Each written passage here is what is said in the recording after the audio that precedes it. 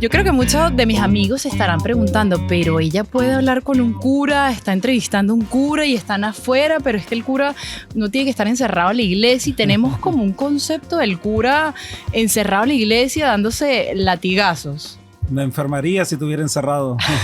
Mi vocación, nuestra vocación a la vida de parroquia es precisamente tener una vida en contacto con toda la comunidad, ¿no? Y eso implica estar muchas veces en las celebraciones dentro del templo y otras tantas veces estar afuera. Me toca ir mucho al hospital a visitar a los enfermos, me toca ir a bendecir las casas, los hogares, las familias, estar con vos como estoy ahora en este momento. Yo también te he visto, porque los que no conocen al padre Fernando con tu mate, sí, tomando mate, con unos lentes, y la gente a veces se pregunta todo este tipo de cosas, porque yo lo hacía. Claro, el Mateando con Jesús.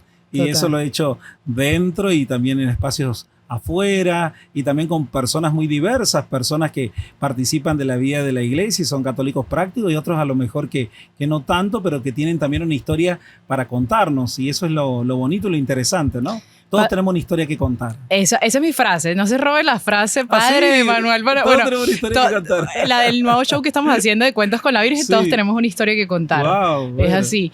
Pero ya hablando de historias, yo quiero tomarme el atrevimiento y preguntarte lo que mucha gente quisiera preguntarle a un sacerdote, pero le da pena, no ha tenido la oportunidad. ¿Cómo empieza todo esto de la vocación, verdad? ¿O será que nunca tuvo novio? ¿Qué le pasó? Entonces, ¿dónde empieza todo este proceso de la vocación? Hay toda una historia detrás de todo eso, ¿verdad? Yo jamás pensé ser sacerdote. Nunca me imaginé ser sacerdote. No estaba ni en mis planes, ni en mis proyectos, nada. Yo iba a un colegio religioso, católico, pero nunca se me había cruzado eso. Mi papá sí había estado en el seminario. ¿Ah, en serio? Sí. Y recuerdo que cuando éramos niños, él nos daba la bendición en latín, se paraba en la puerta de nuestro dormitorio y nosotros riéndonos le decíamos, papi, danos la bendición, así como eso que vos haces. Y era como era en latín, a nosotros nos causaba admiración, claro, y nos daba la bendición. Ese fue un signo que siempre me acompañó. O sea, tu papá te dejó la tarea a ti. Mi papá me dejó la tarea. Él se salió y te dejó la tarea. Y él se sintió, creo, muy realizado cuando me vio, el día que me vio sacerdote, ¿no? Pero es bien interesante esto, que tú no tenías esto en la cabeza, en la mente, porque la gente piensa que tú naces y eres sacerdote. Yo lo que pensaba es, lo que creo que toda la gente pensamos, ¿no? Primero, que lo que iba a estudiar. De hecho, me fui a estudiar farmacia. También estaba la posibilidad de estudiar para periodismo. Siempre una carrera, siempre en la vida profesional. No llegué a preguntarme si quería casarme, tener hijos, una familia. ¿Pero tuviste novia? No como tal una novia, pero sí tuve una enamorada. Yo entré al seminario de 17 años. Ah, no, imagínate. Sí, muy jovencito. Muy jovencito. Pero sí tenía una compañera que me gustaba mucho. Que te gustaba y que ella lloró al final, o se enteró o terminaron antes. No sé, pero bueno, esas cosas que quedan ahí, sí, como que nunca se hablan tampoco después, ¿no? Porque cada cada uno en la vida termina siendo diferente, distinta, ¿no? ¿Y en qué momento, si estabas estudiando farmacia o querías estudiar farmacia y todo esto, empieza esa semillita y ese cosquillo de decir, ya va, creo que el Señor me está llamando? Primero que iba a un colegio católico y tenía una formación religiosa, pero no de la experiencia de sentirme amado por Dios como aquel día que en un fin de semana hago un seminario de vida en el Espíritu, estando en el colegio secundario, invitado por una profesora del colegio. Y que no me enseñaba ni religión, nada, me enseñaba instrucción cívica en aquel entonces. Entonces, nada que ver, pero que tenía una vida práctica de fe. Entonces, siendo menor de edad, mi familia me deja, mis padres me dejan ir a otra ciudad a quedarme un fin de semana, y ahí tengo mi experiencia del amor de Dios. Ahí comenzó mi cambio en la vida, comenzó la perspectiva de vida diferente. Yo llegué a mi casa de una manera diferente. Empecé a acercarme más a la vida de la parroquia, empecé a tener deseos de querer servir, de querer ayudar, de querer colaborar. ¿Y a quién recurrí? A quien me había invitado a hacer ese retiro espiritual para poder ayudar en la catequesis. Yo no tenía ni idea de ser catequista, nada. Entonces me acuerdo que íbamos en el bus del colegio a mi casa y me paro y le digo, Anita, así como se llama, le digo, Anita, ¿te gustaría que yo podría ser catequista, ayudarte en la catequesis? Y entonces ella sorprendida me dice, bueno, yo le voy a preguntar al sacerdote, al párroco, y Me imagino sorprendida porque muy pocos niños habrán dicho eso. Sí, sí, un joven cuestionarse y preguntarse eso no era como me parece muy común. Claro. Y bueno, entonces ella me vino a decir inmediatamente a las 2 horas, estaba golpeando la puerta de mi casa, que le había preguntado al sacerdote y le dijo sí, que podía ir. Y yo comencé a incursionar la vida de la parroquia precisamente con eso, ayudando en la catequesis. No tenía mucha idea, pero yo tenía ganas de dar aquello que yo había comenzado a querer brindar, aquella experiencia de sentirme tan amado por Jesús, tan amado por Dios, que yo lo quería de alguna manera empezar a dárselo a los demás. Padre, yo creo que cuando uno dice, tú que me estás diciendo, sabes que me sentí demasiado amado, demasiado querido, a alguien que quizás no cree o no haya tenido esa experiencia, ¿cómo uno le explica con palabras ese amor, verdad? O sea, porque es muy difícil, no sé si me hago entender. Sí, yo creo que uno lo puede transmitir en la manera como a lo mejor uno lo habla, lo expresa, pero hay cosas que no son transferibles tan fácilmente, ¿no? Por eso lo que yo hago es invitar, ¿no? Claro. Invitar para que alguien vengan y lo verán, ¿no? Lo que dijo Jesús, ¿no? A los discípulos, ¿no? Es decir, invitarlos para que tengan ese encuentro y cada uno lo vivirá en la capacidad de apertura que cada uno tenga, ¿no? Y cómo uno se entregue. Pero no hay como es decir, yo le puedo decir que yo experimenté una paz, una alegría, un perdón, la misericordia, todos esos que son tantos adjetivos, palabras que le pongo, pero esa experiencia de amor, yo creo que es que uno siente que le llenan el corazón. Total. Como nunca nada ni nadie te lo llenó. Entonces eso, yo me acuerdo de haber vuelto a mi casa, regresado a mi casa feliz, contento. Yo había experimentado que alguien me amaba por encima de todas las cosas, por encima de toda persona. Es una locura, ¿verdad? Es una locura que uno dice, ¿cómo? Yo incluso empecé a ir a la iglesia, me iba a rezar, mi deseo de Dios es como que se abren algún día unas puertas o compuertas en el alma. Y mi deseo era estar más cerca de Dios.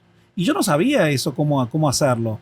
Pero sí sabía que en la iglesia yo lo iba a encontrar. Entonces empecé porque una catequista, la directora de la catequesis, me regala un librito de la Divina Misericordia. Entonces, un librito muy pequeñito, toda la devoción a la Divina Misericordia. Entonces yo lo abro, lo empiezo a leer y yo digo, wow, yo quiero hacer esto. Pero decía que era el mejor lugar para rezarlo, era en la iglesia. Y me acuerdo Sarita, una persona que siempre tenía la llave de la iglesia, estamos hablando de una iglesia en la ciudad, entonces había que cuidar los horarios para que nadie entrara o hiciera daños en la iglesia. Entonces ella tenía la llave y como ya me conocían, porque frecuentaba ya el templo, iba a las misas, entonces sí me daba la llave y yo iba a las 3 de la tarde a rezar. Increíble. Entraba y estaba solo frente a Jesús en el sagrario. Y con 17 años, 16. Sí, tenía entre los 15 y 16 años. Increíble. ¿Y qué sigue después de ahí? Porque me estás diciendo que empieza con todo este servicio, la Divina Misericordia. Entonces, ya ahí tú sentías, ¿será que voy a ser sacerdote? ¿Será que el Señor me está llamando? O sea, todavía ese paso no... Todavía no estaba. Ese salto al agua. Yo empecé a participar, iba a la misa casi todos los días. Wow. El sacerdote nos enseñó a rezar las laudes, la oración del oficio de lecturas. Yo empecé a tener una vida práctica de la iglesia. Un punto clave fue cuando yo un día sábado desayunando en mi casa, yo dije, yo me he confesado, pero no me he confesado bien. Yo necesito abrir mi corazón y confesar todo lo que yo tengo dentro, desde que yo tenía uso de razón. Yo me levanté de la mesa que estaba desayunando y dije, me voy a la iglesia. Que justo lo encuentro al padre que estaba atendiendo en la oficina y le dije allí a la secretaria que yo quería hablar con el padre. Me recibió y le dije, padre, hoy me quiero confesar. ¿Usted me puede confesar? Bueno, yo recuerdo esa confesión, que ese fue el clic que me faltaba de aquel seminario de vida en el Espíritu que yo había hecho. Porque ahí abrí mi corazón y no me guardé nada. Todo lo que yo tenía para decir y para confesar, yo lo hice. Yo lloré tanto, pero me encontré con un sacerdote que me sentí comprendido, no me sentí ni condenado ni juzgado. Me sentí amado, yo sentí que era Jesús quien me perdonaba, quien me estaba diciendo, Fernando, no tengas miedo, yo estoy aquí, yo te perdono y yo te amo. La iglesia el lugar que frecuenté me dio lo que yo nunca me hubiese dado, ¿no? ¿Y cuánto tiempo pasaste así de empezar a vivir todas estas experiencias, pero sin dar ese paso al sacerdocio? Bueno, cuando yo ya cumplí los 17 años, terminé el colegio secundario, ya había decidido que iba a estudiar, fui a la universidad a empezar a estudiar farmacia, pero ya estaba mi cuestionamiento. Primero porque la gente empieza a decir cuando que uno se cuestiona, es decir, Dios no te llamará para ser sacerdote. Y a mí me molestaba tanto cuando la gente me preguntaba eso. Pero un día el sacerdote, que ya me había confesado todo, me empezó a decir, Fernando, Dios no te llamará para ser sacerdote. Fue un día muy especial cuando hubo la misa del primer aniversario de un sacerdote, que se celebró la misa ahí en la parroquia donde yo frecuentaba, y había muchos jóvenes que estábamos allí. Entonces el padre dice, aquí hay muchos jóvenes que tienen vocación y que se están cuestionando su vida para la vida consagrada o sacerdotal, pero quizás todavía no quieren darse cuenta. Yo me sentí tan identificado con eso que me enojé, me fui por la puerta de atrás de la iglesia y por un mes yo no regresé a la iglesia. ¿En serio? Porque sentí como que lo mío, que era tan como secreto, se había como expuesto, ¿no? Y en realidad el padre no hizo referencia a mí personalmente con mi nombre, pero yo me sentí identificado. Y a veces las cosas que más nos llaman o cuando es el llamado de Dios, a veces nos cuesta mucho darnos cuenta y somos los primeros en negarnos. ¿Sabes lo que se me viene a la cabeza, padre, cuando dices eso? Es que tenemos miedo de enfrentarnos a la verdad y esto va con todo en la vida. Es como cuando uno es pequeño y te dicen, ¿a ti te gusta ese niño? O a mí me decían, yo no, y uno lo niega hasta y después termina y que sí, y uno se molesta y más nunca le habla a esa persona porque creo que toca fibras de uno muy adentro y tenemos miedo a enfrentarnos a esa verdad.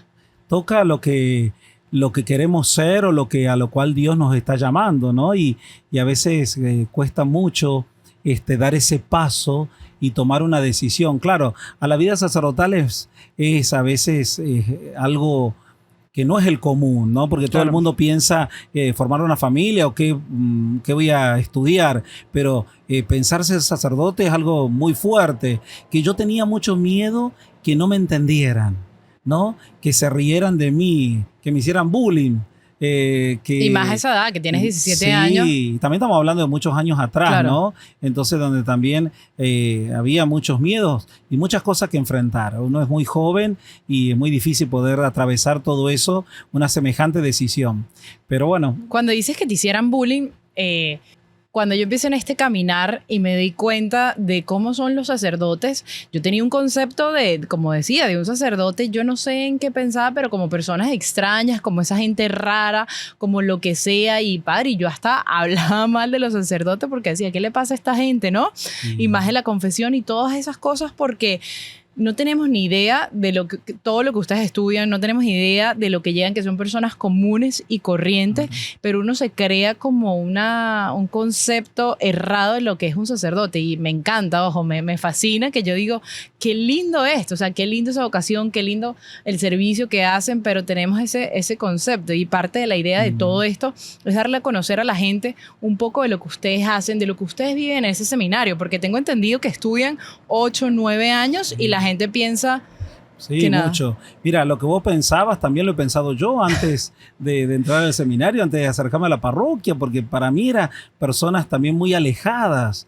Muy alejadas. Hoy también, gracias a Dios, ha ido cambiando mucho, ¿no? Porque nuestra formación, por sobre todo la de los sacerdotes diocesanos, la de los que trabajamos en parroquia, la formación tiene que ser adaptada, adecuada a lo que nosotros vamos a hacer el resto de nuestras vidas, que es poder nosotros relacionarnos con todo tipo de personas y tener una vida común, aunque seamos hombres, en el caso de las religiosas, mujeres de Dios, ¿no? Totalmente. Entonces, esa es nuestra realidad.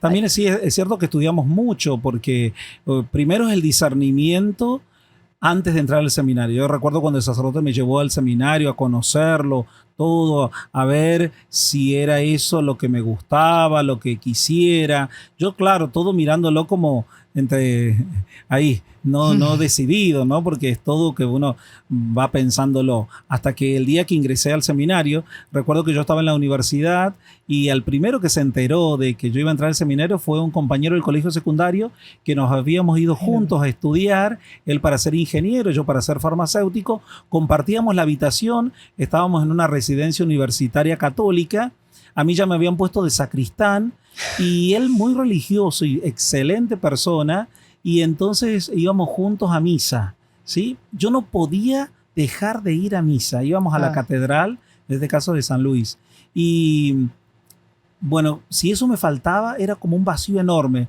hasta que ese mes que tengo en la universidad y que empiezo a rendir los prácticos fue la encrucijada de mi vida, porque yo decía, yo estoy haciendo gastar dinero a mis padres de algo que no me llena, y yo lo que más deseo en mi corazón es entregarme a Dios. Yo tengo vocación a la vida sacerdotal.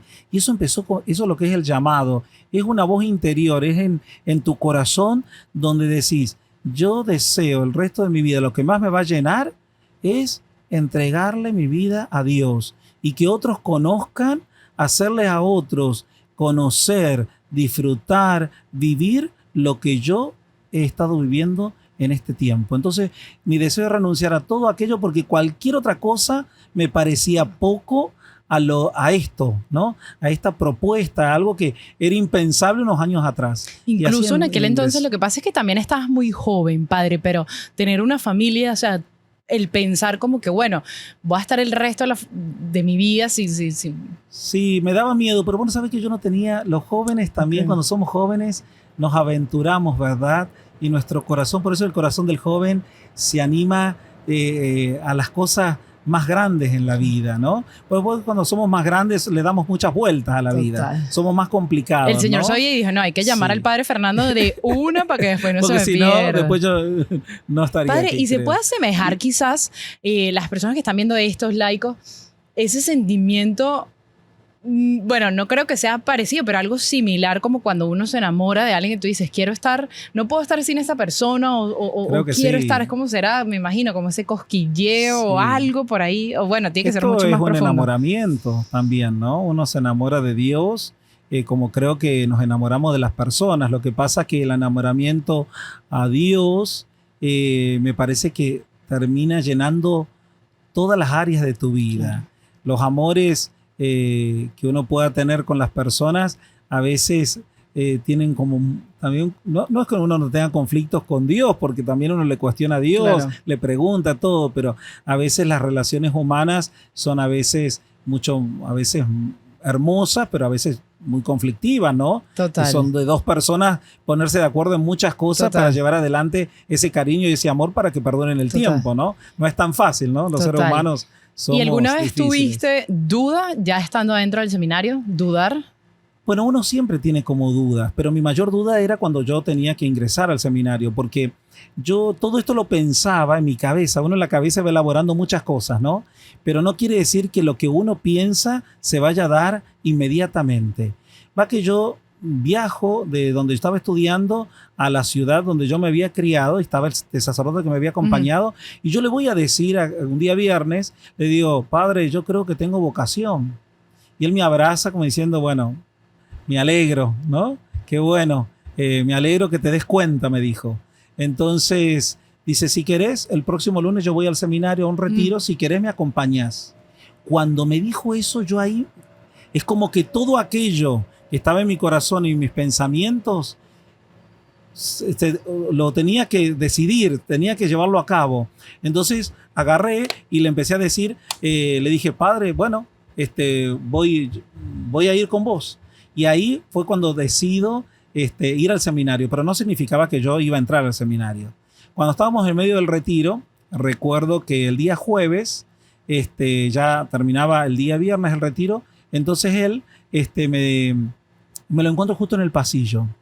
Y entonces le digo, padre, yo la verdad que no sé si esto es para mí, si yo tendré que volver a la universidad o quedarme, no sé la verdad.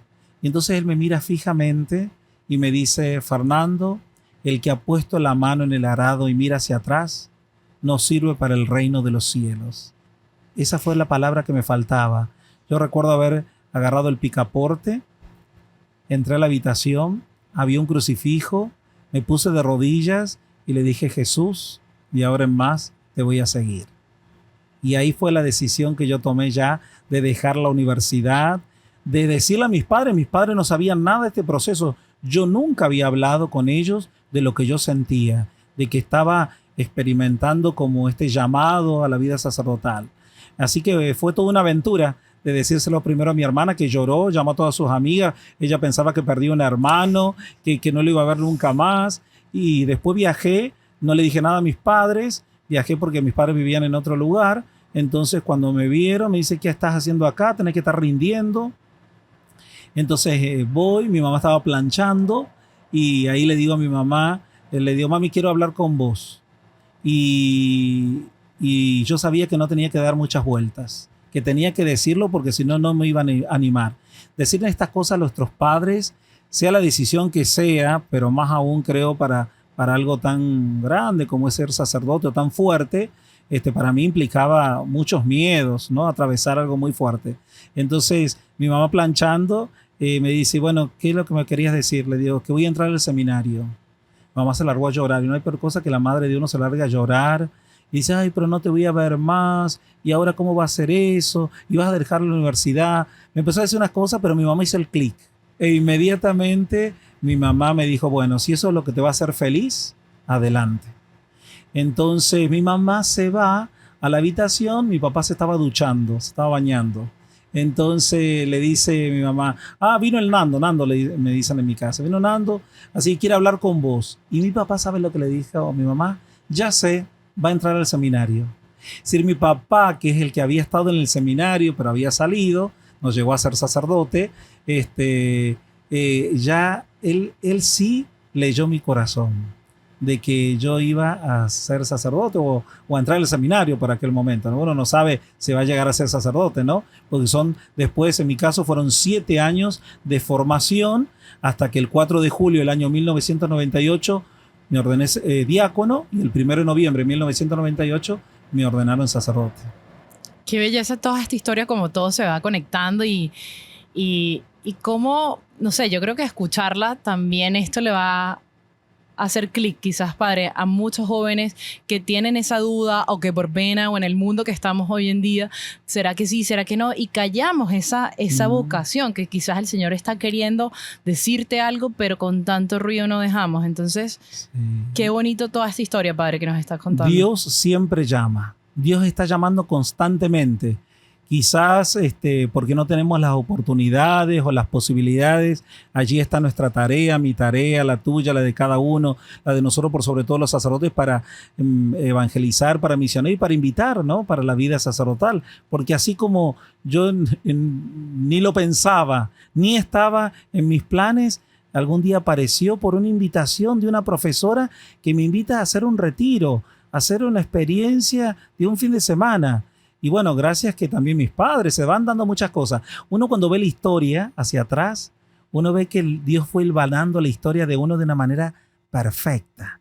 Porque yo que esté aquí como sacerdote con todas mis miserias, soy pecador, soy frágil y lucho por mi fidelidad, por ser fiel a Dios y lucho por dar lo mejor de mí como sacerdote. Eso conlleva una vida, conlleva sacrificios, renuncias, muchas veces decir que sí, a las veces que uno dice que no, porque vivimos toda esa experiencia, pero detrás de todo esto, primero está el gran amor de Dios que me sostiene siempre, el llamado que Dios nunca claudica del llamado que nos ha hecho y siempre lo quiere renovar.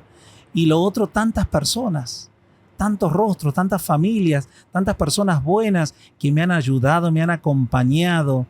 Es decir, siempre hay familias, personas concretas que te ayudan, que te contienen, que rezan, que están ante los desafíos, ante las pruebas, y que también celebramos la alegría, la vida, ¿no? Todo eso está en toda la historia de una vocación, ¿no? Padre, qué belleza todo lo que me ha contado y estoy muy emocionada de que mucha gente escuche esto y muchas personas y muchos jóvenes. Pero ¿qué le parece si vamos dejando la parte 2 para dejarla esta es la parte 1, dejar a la gente con una breboca de todo esto, ir conociendo en estas historias de sacerdotes todo lo detrás de cámara, todo lo que pasa. Qué lindo cómo al final somos hijos amados de Dios, todos estamos buscando lo mismo y todos vamos para el mismo lado. Sí, sí. Creo que en el alma de uno hay una voz, yo digo, que clama, grita, de ansias de algo que no termine, de algo que sea para siempre. Creo que eso está en tu corazón, Airán, en el mío, y todos añoramos alcanzar aquello que nunca vaya a terminar. Es Dios, es la verdad. Es aquello bonito, hermoso, que perdura en el tiempo, más allá de las circunstancias que nos toque. Cuando uno toca eso, cuando uno experimenta algo de eso, uno no lo quiere soltar nunca más. Amén.